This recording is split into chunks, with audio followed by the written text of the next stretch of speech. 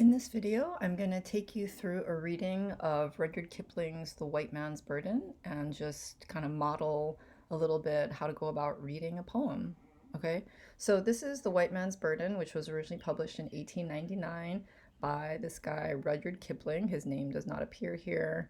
Um, and I guess the subtitle for the poem is The United States and the Philippine Islands. And so if you look into it, I guess this was written when the US was colonizing the Philippines. So I don't know how much you know about the US colonization of the Philippines in the 1800s. I don't know much. If you know stuff, please post your comments. I would be interested to better understand what that colonization looked like and what form it took. Did they colonize economically by setting up businesses in the Philippines? Did they send missionaries? What did that? There's colonization takes a lot of different forms, so I'm interested in what that looks like. Okay, so what is we want to ask as we read this poem? What is the white man's burden, and what is he talking about? Here we go. Take up the white man's burden, send forth the best ye breed. Go bind your sons to exile, to serve your captives' need, to wait in heavy harness on fluttered folk and wild, your new caught sullen peoples, half devil and half child. Okay, so we can see that this is a kind of archaic poem. We've got archaic language here, which might be a little difficult for us. But take up the white man's burden. This is someone speaking to another person and saying, take it up, take this up. He's giving a direction, right? Take up the white man's burden. So what is the white man's burden? We don't know yet. Send forth the best ye breed, the best of ye breed. So this is like your best sons and daughters. This is the send your cream of the crop, right? Go bind your sons to exile. Bind them to exile. So you're gonna send your sons into exile to like be excommunicated from their country. To serve your captives' need. Okay.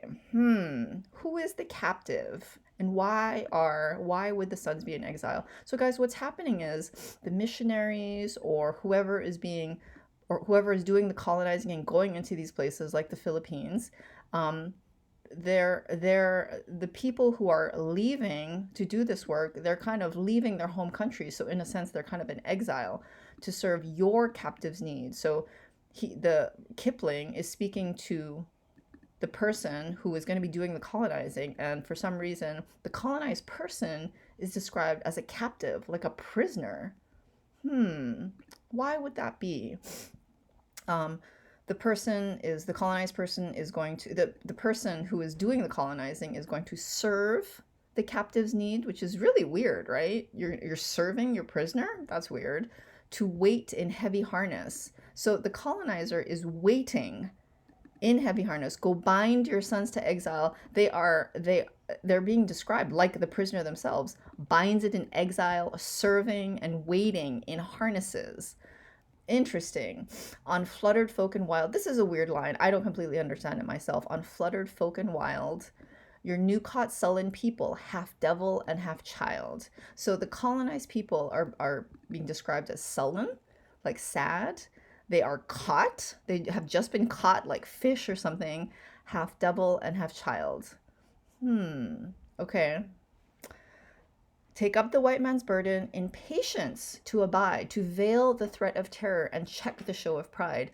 By open speech and simple, 100 times made plain, to seek another's profit and work another's gain. So again, the colonizer is doing selfless work. They're seeking another person's profit, another person's gain, because they're giving up their lives to set up these churches, to maybe bring clean water to these places, to do what they believe is good work in these other places.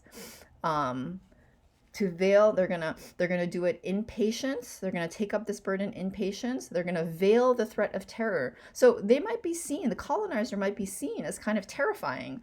The colonized person might be kind of terrified of the colonizer, but they're gonna veil the threat of terror and check the show of pride.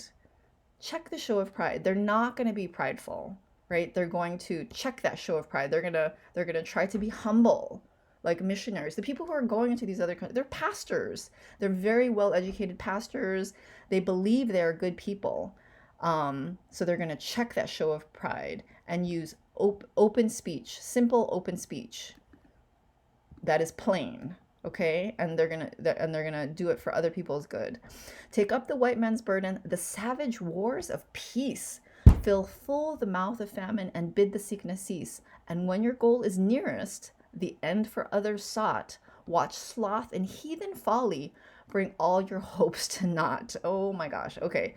The savage wars of peace. So this act of taking up the white man's burden and doing all this good work in other places, he describes it as savage wars. It's like a war going into these places.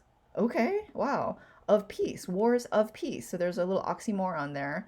Fill full the mouths of famine.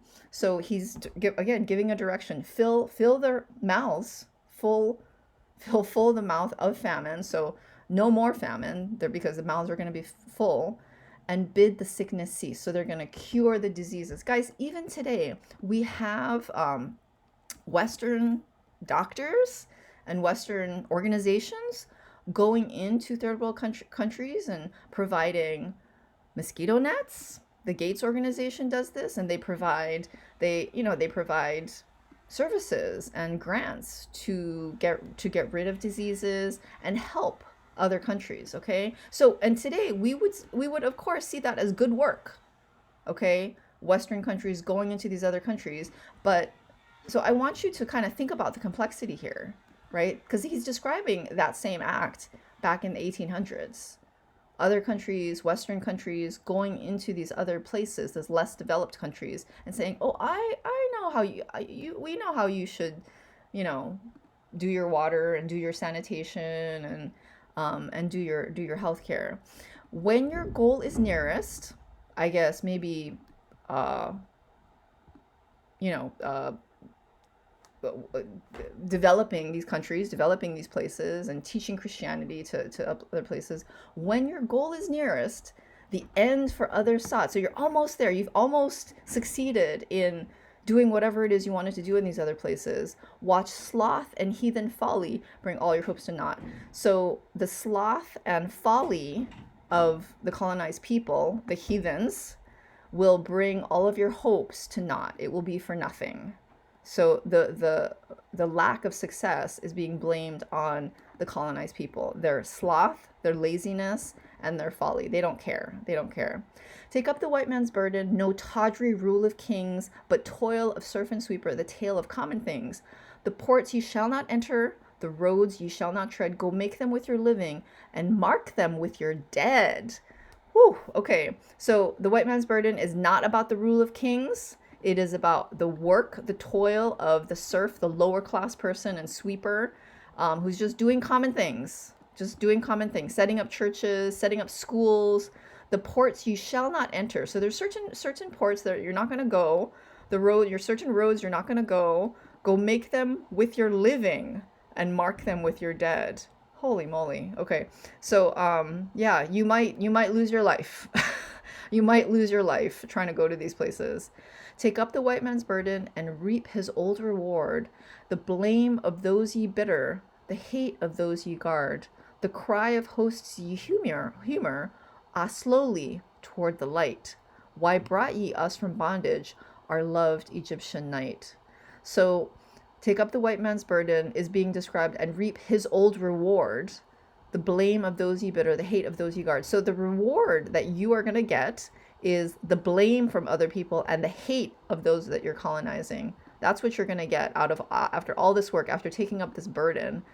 The hosts, these people you're colonizing, they will say to you, "Why did you bring us from bondage, our loved Egyptian night?" So this is a biblical reference when the Israelites were brought out of Egypt, and I guess this is the refrain you're going to hear from the colonized people. Why did you even try to save us? We didn't want to be saved. We didn't want to be saved. Okay. Okay. So what do you think? What do you think Kipling is saying here?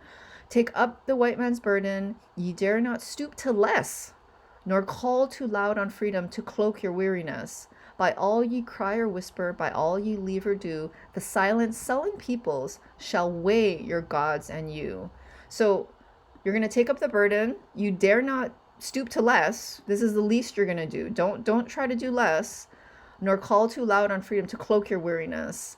Don't don't call too loud on freedom to make it look like you're not weary. You're going to be tired, taking up the burden, doing all this work in all these other lands.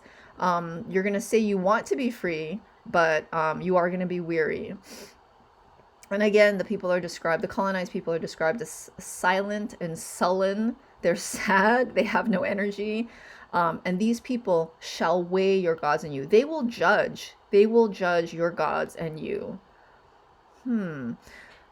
Okay. Take up the white man's burden, have done with childish days. The highly proffered laurel, the easy ungrudged praise, comes now to search your manhood through all the thankless years, cold edged with dear-bought wisdom, the judgment of your peers.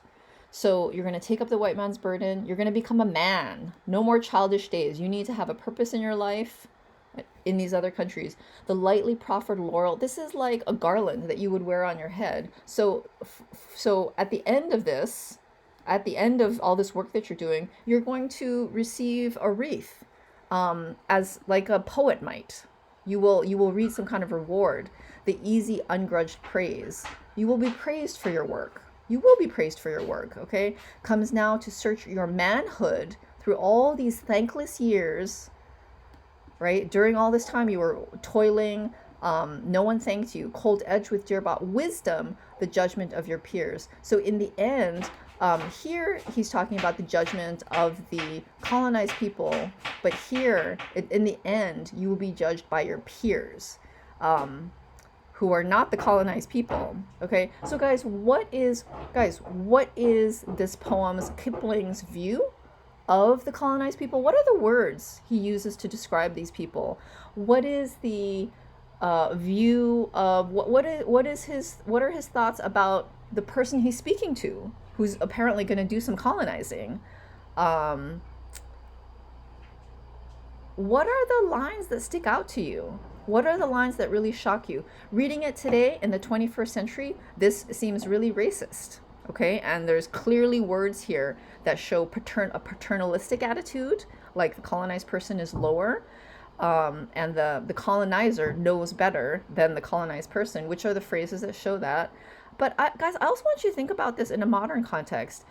There are organizations and people who still go into other countries and proselytize their religion. There are still people and organizations, churches, who go to the Philippines and offer school supplies and used clothing and help with clean water access and anything else they need to do. Do you think they are bad? I don't know. How do you read this poem in terms of what is still happening today, in terms of Westerners going into lesser developed countries to try to help? How do you reconcile this, what we would regard as a racist poem, with some of the colonizing work that is still happening today? Okay, that's it. Good luck.